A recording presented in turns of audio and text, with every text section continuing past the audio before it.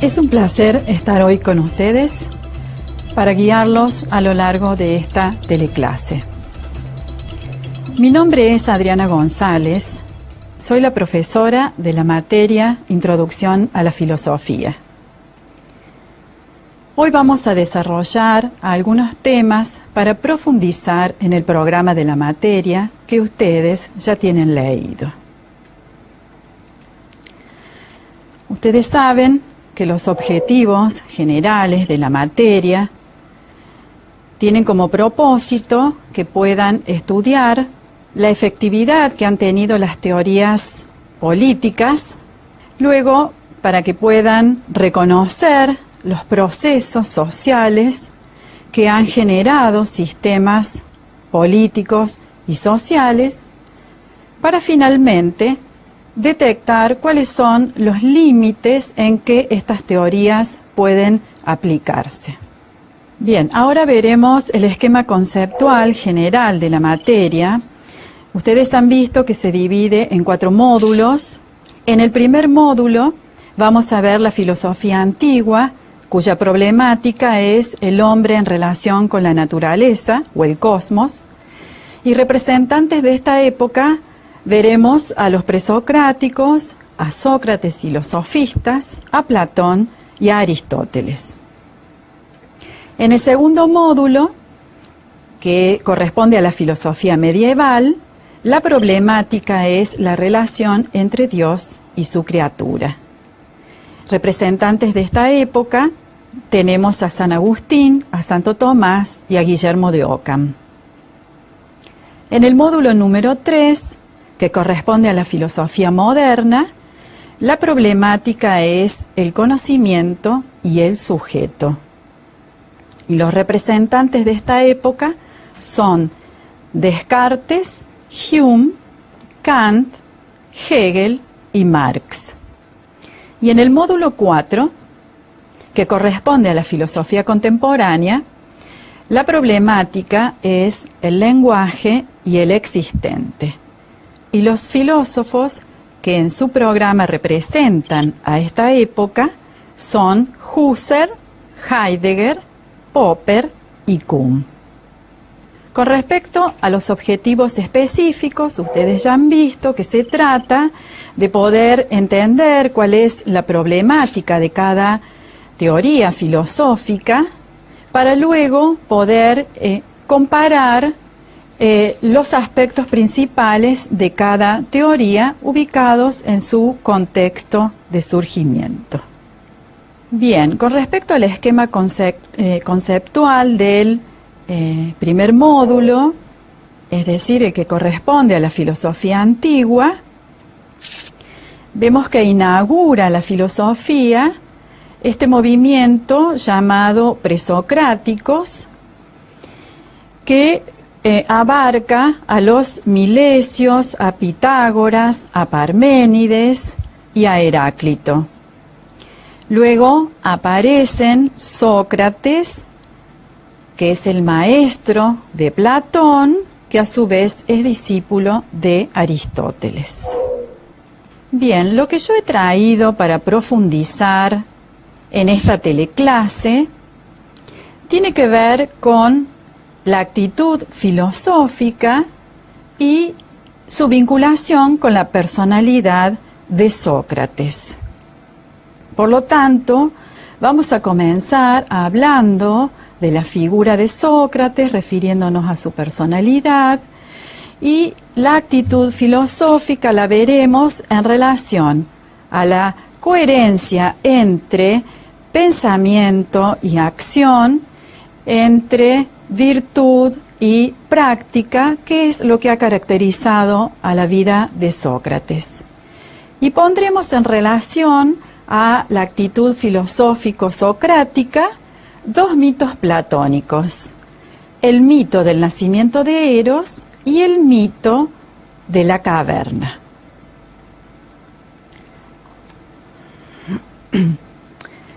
Bien,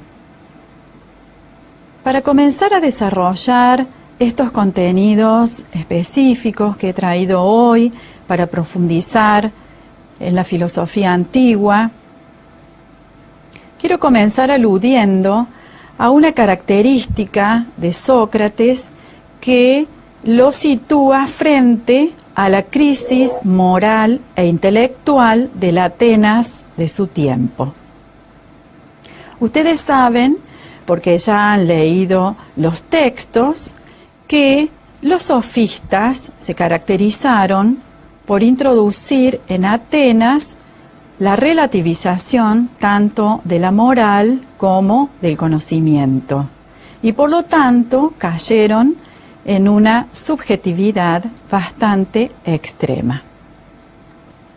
Podemos recordar de paso que los sofistas más destacados fueron Protágoras, que es conocido por su célebre afirmación de que el hombre es la medida de todas las cosas. Y también es muy conocido el sofista Gorgias, por fundar el escepticismo, quien afirmó que nada existe y que si algo existiera, no lo podríamos conocer. Y si lo pudiéramos conocer, no lo podríamos comunicar. Por lo tanto, cae en un escepticismo bastante profundo. Bien, frente a esta relativización tan absoluta sobre la verdad y de la moral, Sócrates se propone fundar, en primer lugar, una moral rigurosamente objetiva y, por otro lado, cuestionar la situación en la que había caído el problema de la verdad. Porque, como ustedes recordarán, los sofistas eliminaron la posibilidad de pensar en la verdad, ¿no? Porque en la medida en que el saber es algo relativo a la posición y al deseo de cada uno, directamente ya no hay verdad. Quiero comenzar a tratar la cuestión de la personalidad y la actitud filosófica de Sócrates, recordando la circunstancia en que Querefonte, un amigo de Sócrates, tiene la ocurrencia de acercarse al oráculo de Delfos. Ustedes saben que en Delfos estaba el templo al dios Apolo, que era el más visitado por los atenienses. Los oráculos eran lugares donde la gente iba a consultar sobre su destino. Entonces, Querefonte se acerca y le pregunta al oráculo quién es el más sabio de todos. A lo que el oráculo responde que el más sabio de todos los hombres es Sócrates. Cuando Sócrates se entera de esta acción de Querefonte, decide confirmar los dichos del oráculo, porque a él lo ha dejado un poco perplejo esta afirmación del oráculo, por cuanto él, en realidad, solo sabe que está lleno de dudas, no de conocimientos.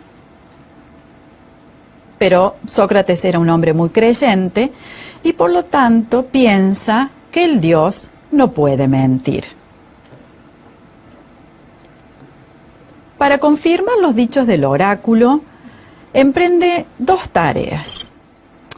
La primera de ellas consiste en preguntar a aquellas personas que son las consideradas los sabios de la sociedad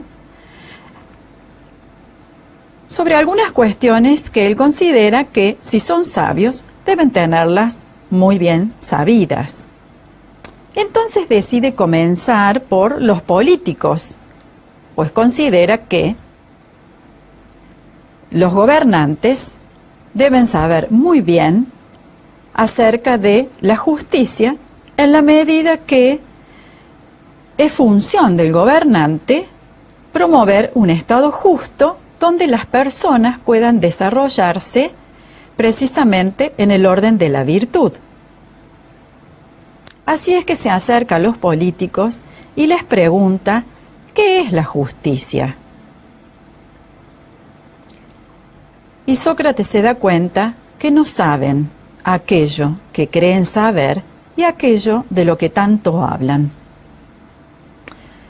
Por ejemplo, en la situación que vivimos a diario en nuestra sociedad, en nuestro país y en distintos órdenes mundiales.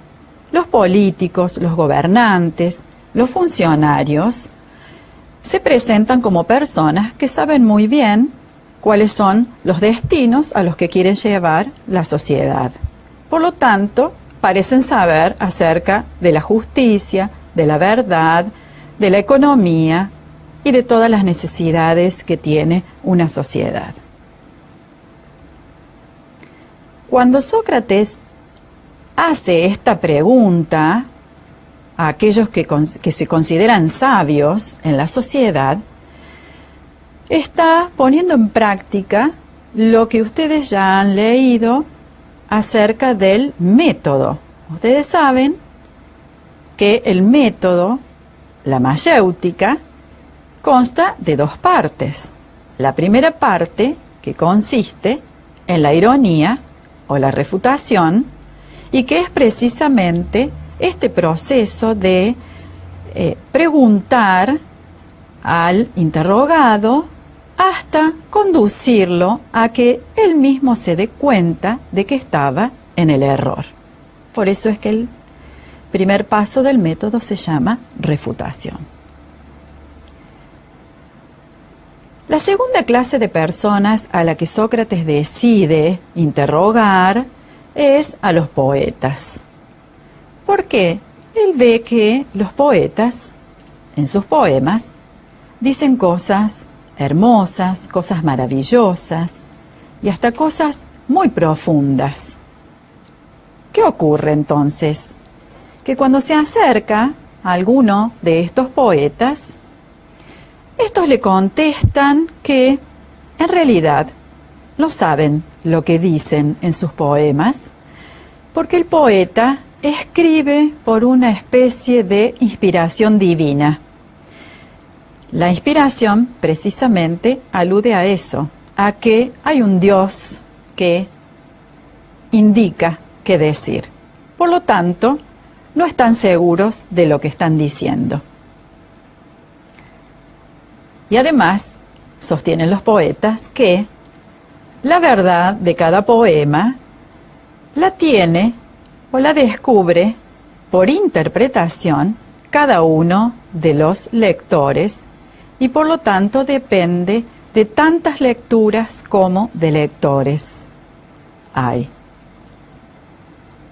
Bien, de acá que concluye Sócrates que efectivamente el oráculo parece tener la razón, porque hasta ahora a todos aquellos que había interrogado le ayudan a confirmar que en realidad no saben lo que creen saber. En cambio, él no cree saber aquello que en realidad no sabe. Por lo tanto, piensa que el oráculo ha dicho la verdad en este sentido. Sócrates solo está seguro de que no sabe nada.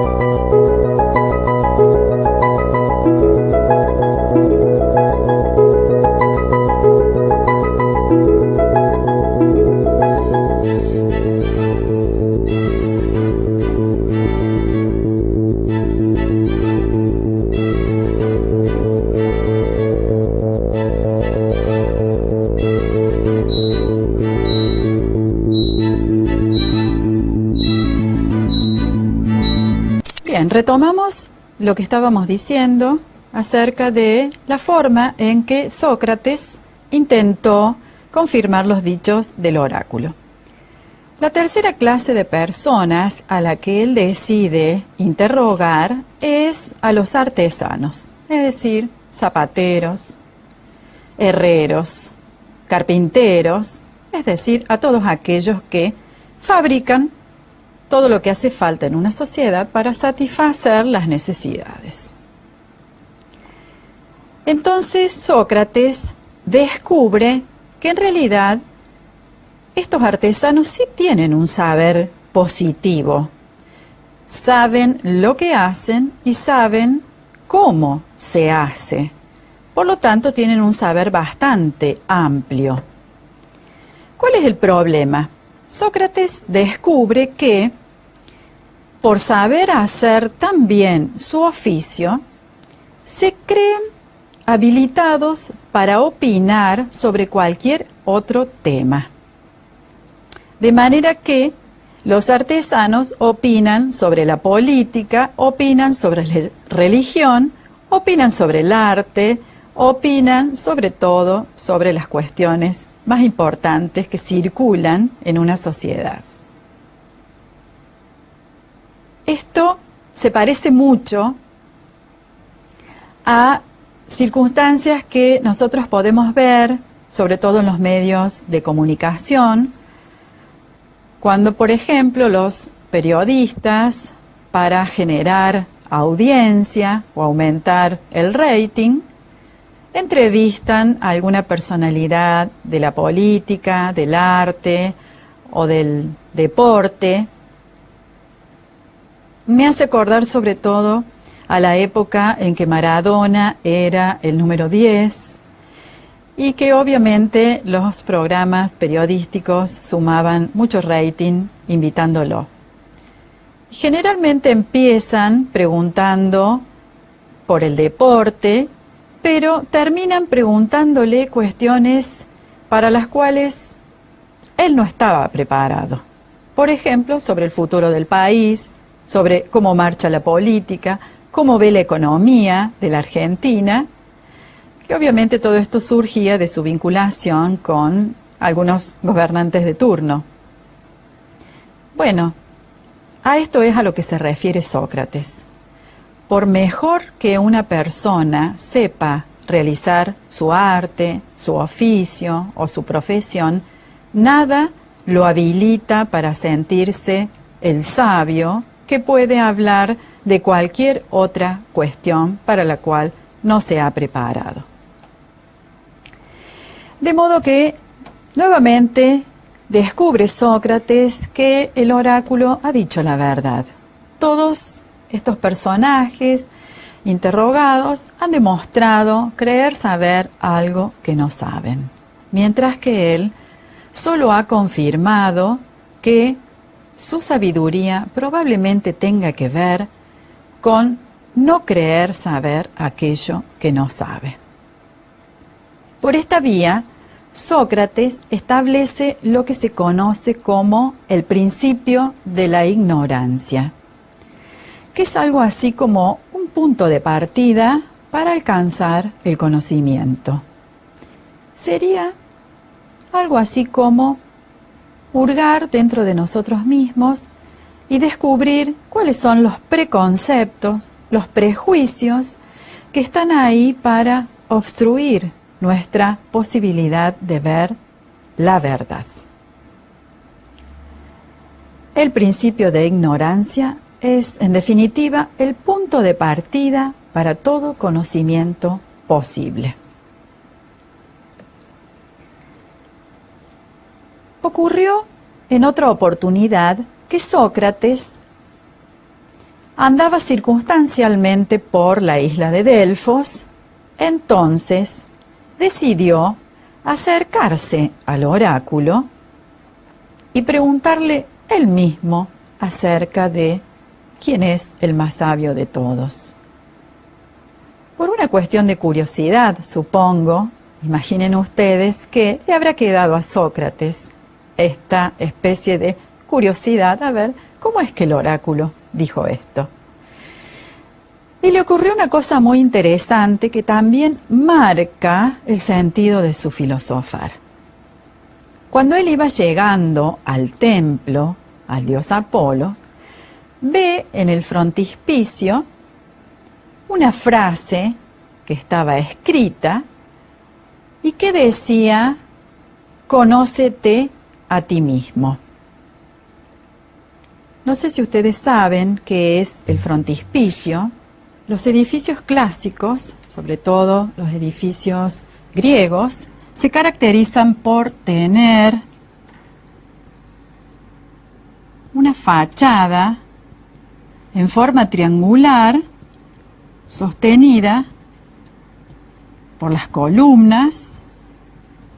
Ustedes habrán visto que la mayoría de los edificios públicos en la Argentina y en los países obviamente colonizados por Europa se caracterizan por tener esta estructura con una fachada en forma de triángulo, las columnas que la sostienen y las escalinatas. El frontispicio en la arquitectura clásica es precisamente este frente en forma triangular. Nosotros le llamamos hoy fachada o frente a todo el frente de la casa. En realidad ellos le llamaron frontispicio, frente o frontón a esta parte que está acá arriba y que es triangular. Bien, en este frontispicio estaba escrita la frase «Conócete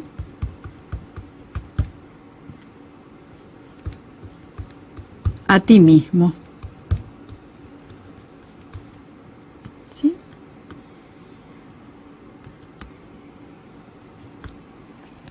Y esto tiene que ver con la circunstancia de que el oráculo, al dios Apolo, que era el más visitado de todos, tenía como objetivo comentar algo acerca del destino de las personas. Pero Sócrates, cuando ve esta frase, interpreta que su misión filosófica es de inspiración divina. Con lo cual, de ahí en más, él adopta como misión esta postura filosófica que consiste en considerar que la verdad no es algo exterior al sujeto, no es algo que está en algún lugar y que lo vamos a buscar, tampoco es algo que está en los libros y tampoco es algo que esté en la figura de los dioses, que es lo que se creía en esa época, sino que la verdad es algo que hay que encontrar dentro de uno mismo, en el interior de cada uno. Esto es quizás una de las circunstancias por las cuales molestó tanto a las autoridades de la época de la personalidad de Sócrates. Las autoridades consideraron que cuando Sócrates, dialogando con los jóvenes, los instaba en el diálogo a cuestionar la sociedad de la época, la sociedad del momento, las verdades que circulaban por la sociedad, motivándolos a que reflexionaran a través del diálogo, y diálogo alude al logos, que es de a dos, y que no es posesión ni propiedad privada de cada uno de los hombres, sino que el logos es algo que surge en esa conversación entre dos o más. Por lo tanto, en ese diálogo surge la verdad. Y a esto alude Sócrates con esta famosa afirmación de «Conócete a ti mismo». Bien, continuando entonces con la figura de Sócrates y esta personalidad tan atravesada por lo que él consideraba una misión filosófica, me gustaría poder compartir con ustedes la concepción de sabiduría del padre Mujica, que es sacerdote y además escritor. Él dice que sabio no es aquel que ha adquirido todos los saberes de los que pueda ser capaz, sino que sabio es alguien que se ha dejado tomar por la vida. ¿Sí? ¿Se entiende esto? Es decir, sabio no es alguien que puede hablar y describir y definir a la vida en un concepto, por elevado que éste sea, sino que sabio es alguien que se entrega vulnerable a la vida y deja que la vida lo atraviese. Sería algo así como lo que afirma Feynman, este filósofo argentino contemporáneo, que ustedes seguramente habrán visto en algún bloque del canal Encuentro. Feynman habla de que la filosofía debe mezclarse en el barro de la historia, porque es la historia de las sociedades, la historia de los pueblos, allí donde surgen las ideas filosóficas. La filosofía, en este sentido, y por eso es que la he querido comparar con la vida de Sócrates, tanto a la afirmación del padre Mujica como a las lecciones de Feynman, precisamente por esta entrega de Sócrates a la vida, a dejar que la vida lo atraviese. Ahora bien, cuando él habla de encontrar la verdad en el interior de cada uno, él le llama a esta especie de voz interior, que es la conciencia, daimon. Entonces, las autoridades interpretaron que cuando Sócrates habla de un daimon, está queriendo introducir otro dios, un dios nuevo, un dios que no figura entre los dioses del Olimpo. Por eso es que esta es una de las acusaciones más fuertes que se le hacen a Sócrates en el juicio que le realizan, por el cual lo condenan a muerte. Sócrates, con su ejemplo de vida, nos está diciendo que toda sabiduría humana es nada frente a la complejidad de la realidad. Frente a esa infinitud de la realidad, viene a ser algo así como pura soberbia creer que hay algo que podemos saber de esta realidad. Cuestionar, criticar, analizar lo que pasa en la realidad y sobre todo en aquellos que consideran tener la sabiduría, es una manera de filosofar, precisamente, filosofar. Ahora los invito a ver unos videos que precisamente ilustran no solamente las circunstancias del nacimiento de la filosofía en Grecia, sino también la personalidad de Sócrates. Nos muestran cómo esta figura tan fea, tan poco coincidente con el ideal griego, viene a poner de alguna manera patas arriba el estado de la cuestión.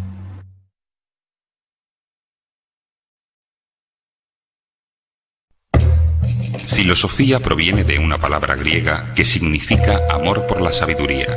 En el siglo V a.C., el centro de la filosofía griega era la ciudad de Atenas, donde Pericles construyó un buen número de magníficos edificios alrededor de la fortaleza de la Acrópolis. El Partenón, un templo levantado en honor a la diosa Atenea,